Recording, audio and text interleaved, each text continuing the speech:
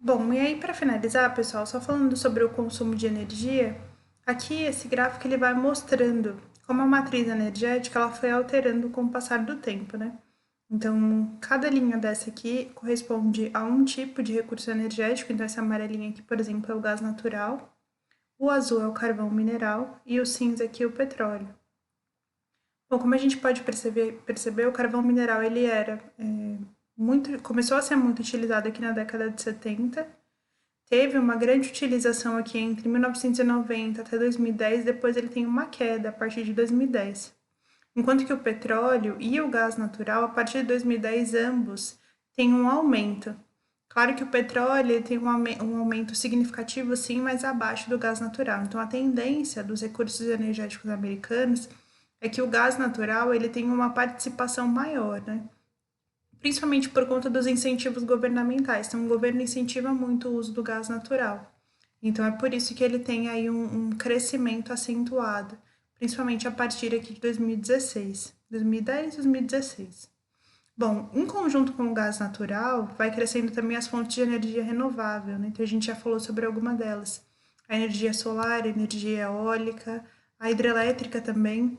Então, elas também têm uma tendência de crescimento a partir de 2010. Então, acaba que em 2010 é um ano que ele vira um divisor de águas para utilização, para queda na utilização de fontes de energia que vão gerar muita poluição para um tipo de produção de energia mais limpa, tudo bem? Então, é uma substituição mesmo da matriz energética, pensando mais numa conservação do meio ambiente, tudo bem?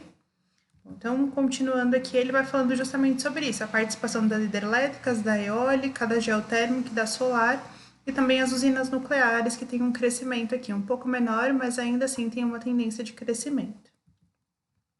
Bom, aqui a gente já vai finalizando falando sobre os recursos minerais, né? Então, os Estados Unidos, ele tem sim algumas reservas, né? Não são reservas muito grandes quando comparadas a países como, por exemplo, Rússia, o próprio Brasil, mas tem algumas reservas importantes. Então, por exemplo, aqui dos três tipos de minério que são muito utilizados, o fosfato, o chumbo e o molibdênio, os Estados Unidos ele tem uma participação de 10% na produção mundial de fosfato, 7% na produção de chumbo e 12% na produção de molibdênio. Então, é baixa a participação dos Estados Unidos na produção desses tipos de minerais. E é baixa a produção por um fator muito simples, assim, apesar deles terem reservas, não são reservas grandes, mas eles poderiam sim explorar. Mas como esses materiais eles são de baixo custo, então é uma exploração que ela não vale muito a pena. Então ele é feito sim, mas é feito assim de uma maneira bem lenta até. Então o fosfato, por exemplo, tem algumas minas na Flórida, Carolina do Norte, Utah. O chumbo vai ficar ali mais na região do sudeste do Missouri, né, no Vale do Rio Mississippi. E o molibdênio vai ser encontrado no Alasca, no Colorado, Nevada, Novo México e Utah. Então, eles fazem sim uma exploração, mas é uma exploração muito baixa.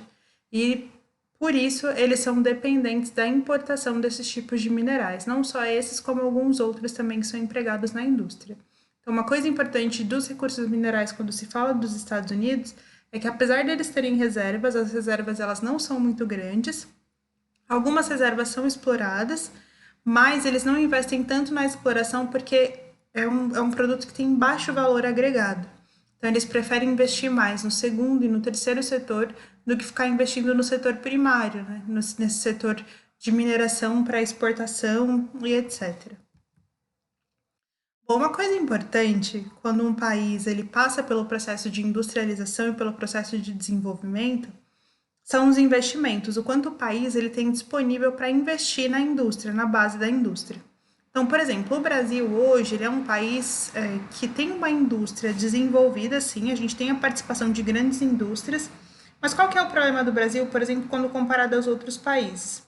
O problema do Brasil, quando comparado aos outros países, é que a maior parte das indústrias que estão em território nacional não são indústrias brasileiras. E é justamente isso aqui que esse gráfico vai mostrar. Ele vai mostrar os países sedes das maiores empresas do mundo.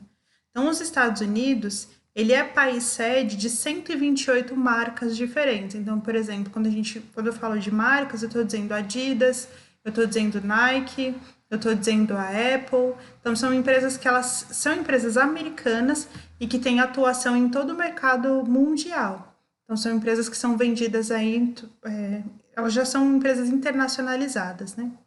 Então, para se fazer esses investimentos, o país ele precisa ter uma poupança, ele precisa pegar parte do PIB dele, do produto interno bruto, e colocar para ser investido no segundo setor, ou no terceiro setor, ou no primeiro setor.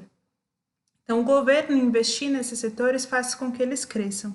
Então, os Estados Unidos é um dos países, junto com a China, com a Alemanha e com o Japão, que mais investe na industrialização do país. E aí investe nessa capacidade de pesquisa, de desenvolvimento, de automação, de novas práticas para a produção, para que cada vez mais as empresas elas consigam oferecer produtos que atendam a todo o mercado mundial, certo?